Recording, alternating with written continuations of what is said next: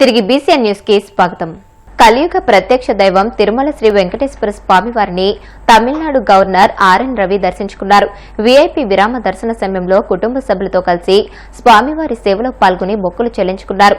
దర్శనానంతరం వీరికి రంగనాయకుల మండపంలో వేద పండితులు వేదాశీర్వచనం అందించగా ఆలయ అధికారులు స్వామివారి తీర్థ ప్రసాదాలు అందజేసి పట్టు వస్త్రంతో సత్కరించారు.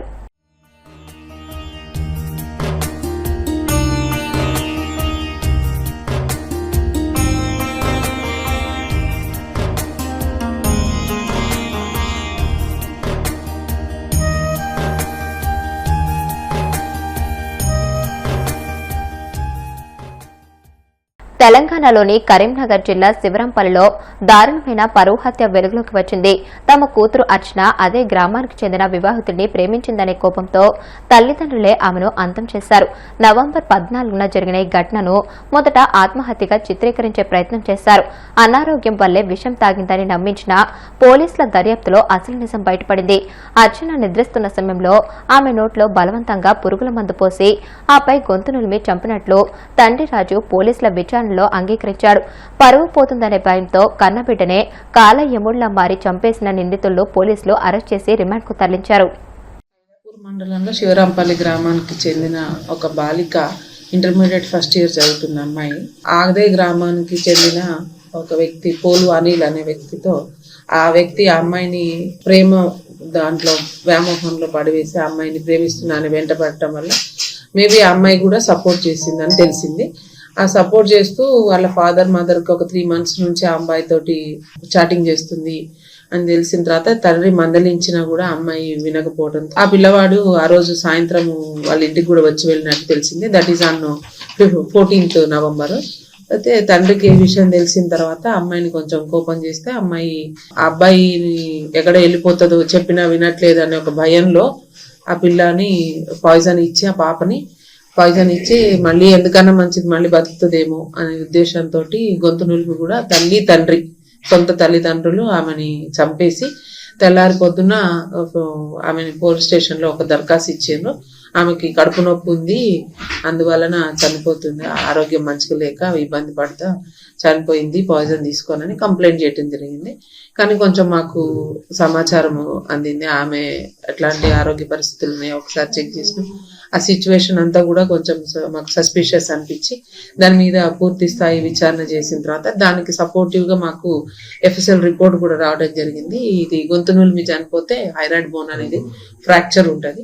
సో ఎఫ్ఎస్ఎల్ రిపోర్ట్ లో ఫ్రాక్చర్ వచ్చింది కాబట్టి దాన్ని బేస్ చేసుకొని వాళ్ళ ఫాదర్ ని పిలిపించి మేము దాని ఫాదర్ ఇన్వెస్టిగేషన్ చేస్తున్న క్రమంలో అతని ఇంటికి వెళ్తే అతనికి భయం వేసి అతను ఏం చేశాడంటే ఆ గ్రామంలో ఉప సర్పంచ్ దగ్గరకు పోయి అవును నేనే చంపినా, నేను నా భార్య కలిసి చంపినాం, ఎక్కడైతే మా పరువు పోతుందో మనం చెప్పిన మాట వినకుండా ఈ అమ్మాయి అతనితో వెళ్ళిపోతుందో ఈ పోలు అనేట ఆయన మ్యారీడ్ వైఫ్ తో గొడవలుండి 498 కేసు కూడా ఉంది ఇదే పోలీస్ స్టేషన్ లో.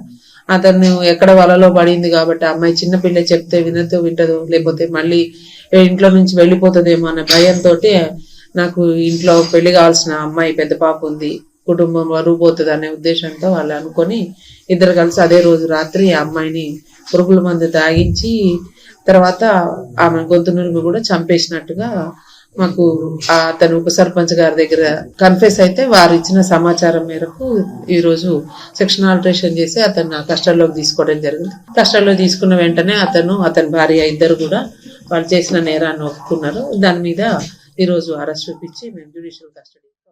తెలంగాణ రాష్ట్రంలో వానాకాలంలో యూరియా అందక రైతులు అవస్థలు పడ్డారు. ఇప్పుడు అవే పరిస్థితులు పునరావృతమవుతున్నాయి. మహబూబాబాద్ రూరల్ మండలంలోని రైతులు యూరియా బస్తాల కోసం పడిగాపులు కాస్తున్నారు. వేమ్నూరు, ఉత్తరతండ, ఈదుల పూసపల్లి, శనికపురం రైతులు 20 రోజులుగా యూరియా కోసం ఆగ్రో సెంటర్, పీఎస్ఎస్ కేంద్రాల చుట్టూ చెప్పులరిగేలా తిరుగుతున్నారు.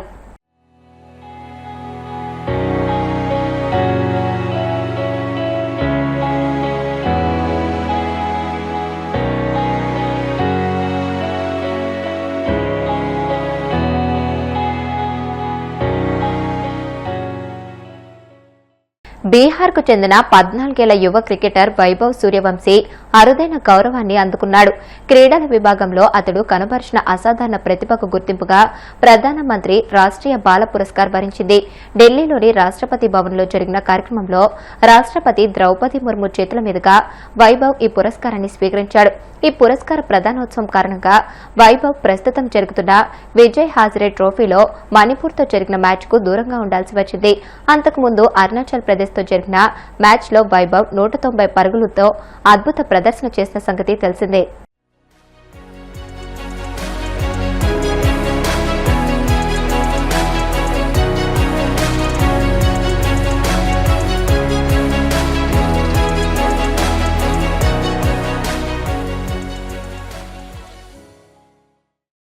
सूर्यवंशी खेल उम्र 14 साल समस्तीपुर बिहार। आप एक भारतीय क्रिकेटर हैं जिन्हें आईपीएल के इतिहास में न सिर्फ सबसे छोटे खिलाड़ी होने का बल्कि सबसे तेज ऐसे भारतीय होने का गौरव प्राप्त है जिसने आईपीएल में सेंचुरी बनाई। योगिता मंडावी खेल उम्र 14 साल कोडागांव छत्तीसगढ़। आपने अपने माता पिता को खो दिया है। आप जन्म से ही नक्सल प्रभावित इलाके में रही। हालांकि मई 2025 से ये क्षेत्र नक्सल मुक्त है। आप राष्ट्रीय स्तर के जूडो खिलाड़ी हैं। आपने कई पुरस्कार प्राप्त किए। वाका लक्ष्मी प्रागनिका खेल उम्र 7 साल सूरत गुजरात। आप बेजोड़ शतरंज खिलाड़ी हैं। आपने अंडर 7 गर्ल्स में 2025 फाइड वर्ल्ड स्कूल चैंपियनशिप में परफेक्ट 909 हासिल किया। आपको कई मेडल्स हासिल हो चुके हैं।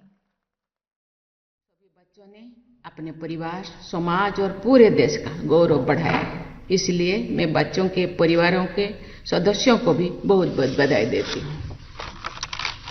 इतने अच्छे और होनहार बच्चों के लिए पुरस्कार समारोह का आयोजन करने के लिए मैं महिला एवं बाल विकास मंत्री श्रीमती अन्नपूर्णा देवी जी और उनकी पूरी टीम की सराहना करती हूँ।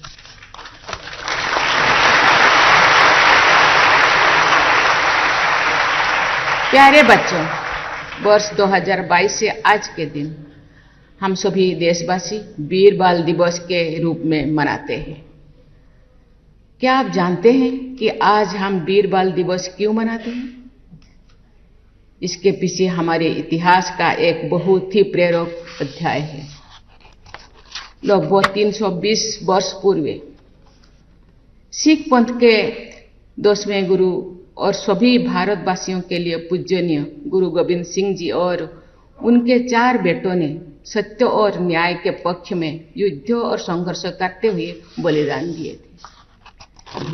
आज के दिन हम उनके 2 सबसे छोटे साहिबजादों का स्मरण करते हैं, जिनकी वीरता का सम्मान देश विदेश में किया जाता है।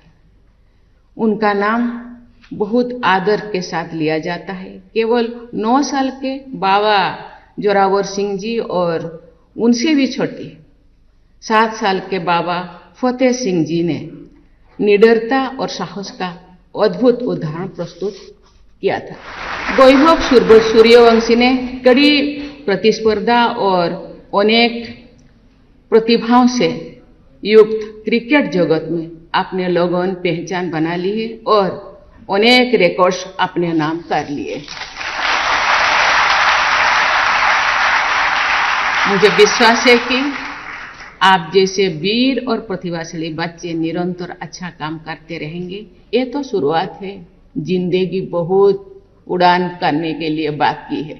मुझे लगता है आपके प्रतिभा से भारत जरूर उत्साहित होगा और बहुत सारे बच्चे आपको फॉलो करेंगे। वो भी अपना अपना हुनर दिखाने के लिए वो भी प्रयास जरूर करेंगे।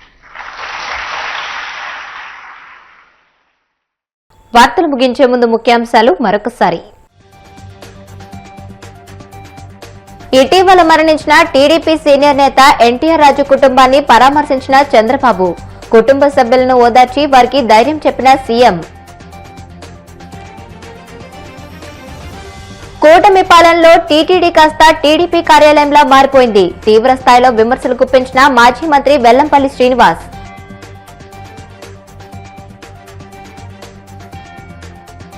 తిరుమల శ్రీవారిని దర్శించుకున్న తమిళనాడు గవర్నర్ ఆర్ఎన్ రవి. ఆలయ మర్యాదలతో స్వాగతం పలికిన అధికారులు.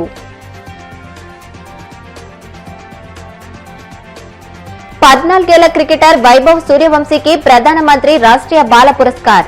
ఢిల్లీలో రాష్ట్రపతి ద్రౌపది ముర్ము చేతుల మీదుగా అవార్డు ప్రదానం. ఈ వార్తలు ఇంతటితో సమాప్తం. మరిన్ని వార్తల కోసం BCN digital YouTube channel, Facebook page ని ఫాలో అవ్వండి. అప్డేటెడ్ వార్తల కోసం ప్లీజ్ సబ్స్క్రైబ్.